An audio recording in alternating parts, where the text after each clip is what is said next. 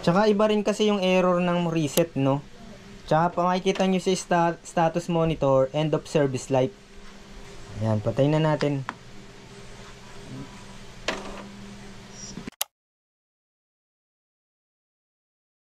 Yan, welcome mga kaprinting.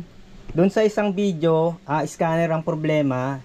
Tapos sa sumunod na video ay sensor. So ito naman ngayon, blinking lights error pa rin.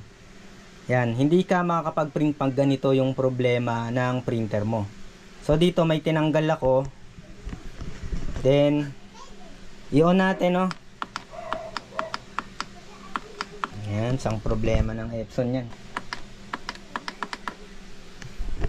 1, 2, 3, 4, 5, 7, 8, 9, 10.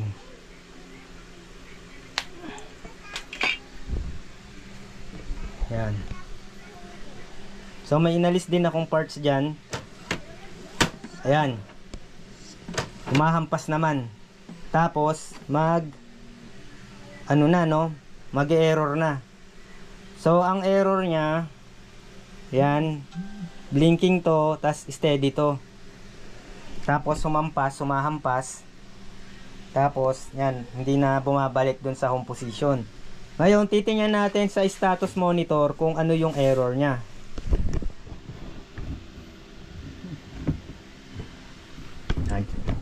Nakakabit yung, check natin sa status monitor.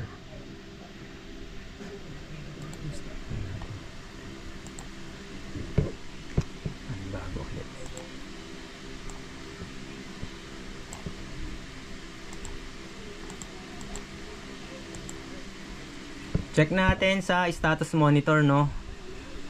Printing preferences, no, printing preferences. Yan, printing preferences. Epson status monitor. Ang error nya paper jam pa rin, no. Pero hindi paper jam yan, may inalis ako dyan. So pag ganyan ang issue, ang problema niyan nasa flex wire. Pero hindi mismo yung flex wire. Yan, kanina nung okay pa to, no, kahit medyo madumi. Yan, ibig sabihin nawala yung contact, no, yung pinaka signal papunta sa flex. Papunta dito sa papunta dito sa encoder strip sensor, no. Yan ang problema. Ang titingnan nyo dyan, ito yung flex wire na yan, no, baka nabunot o kaya may sunog. Yan, ayan, papunta yan sa mainboard. Ang tinanggal ko niya,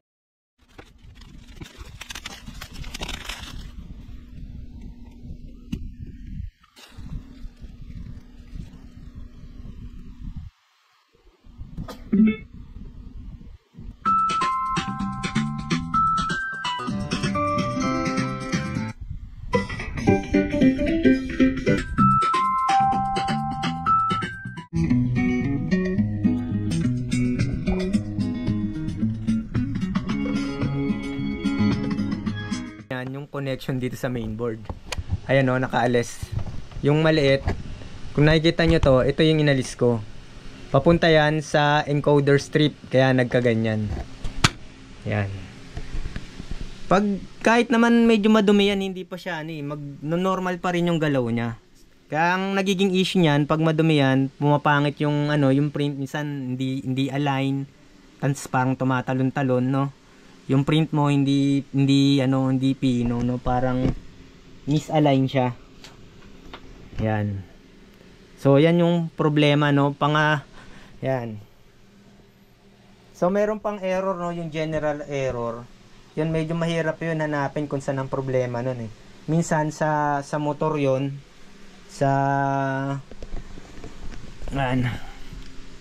parang meron na akong topic dyan, eh, kasi ilan ang motor niyan, may motor din yan dito. Tapos yung motor dito, no, yung motor din dyan, yan, minsan yun ang problema. Yan. So pag binalik ko yan, tsaka ibabalik ko ulit.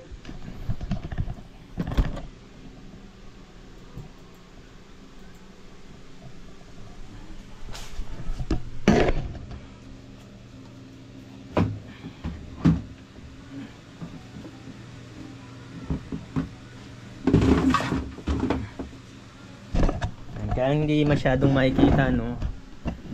Wala sa atin yan, no. Babalik ko ulit, no. Patayin muna. Then maabot ko sana. Hindi ko lang baklas. Medyo may nginig na rin kasi ako, no. Hindi ko na maipakita siguro, no, kasi wala. Medyo hirap na rin kasi akong ano eh.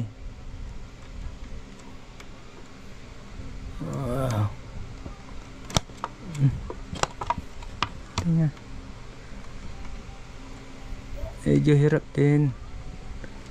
Ayan, pero naikabit ko naman. Ito. Sana nakita. Ayan, naikabit na, no? Naikabit na. Then try natin uli. Basta pag humahampas na ganyan, ang issue niyan nasa encoder, encoder strip sensor, no? Bali yung bumubuo niyan, yung syempre yung wiring na 'yan, kung wala na siyang connection doon, bali wala na rin 'to, no? Kasi yan yung kumbaga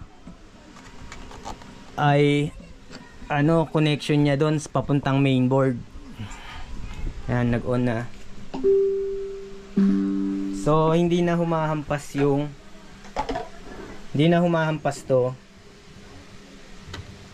Yan. Pag umilaw na to ng steady, okay na yon.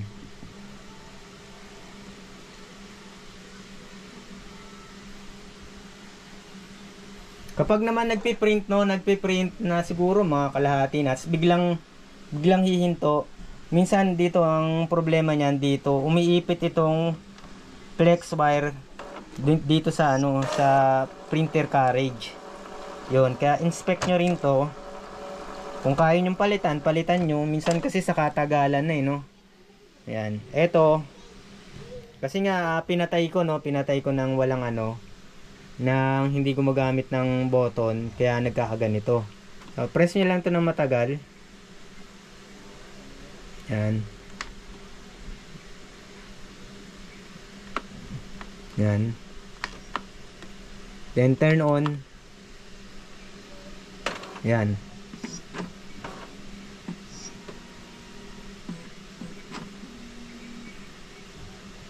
Yan, okay na, normal na. Okay na siya. Medyo marumi lang pero okay pa tong printer na to. Printer head lang ang problema nito. Pero yung black niya okay pa naman, no? Pwede ka mag-print pa ng black. Kasi matagal na rin to, no? Ilang beses ko na rin tong na-content. Bumili na nga ako ng bagong printer, yung L121. Bala ko sana bilan ko lang to ng printer head. Pero pagka may extra akong budget, palitan ko ng printer head. Yan, maraming salamat. Hanggang sa muli.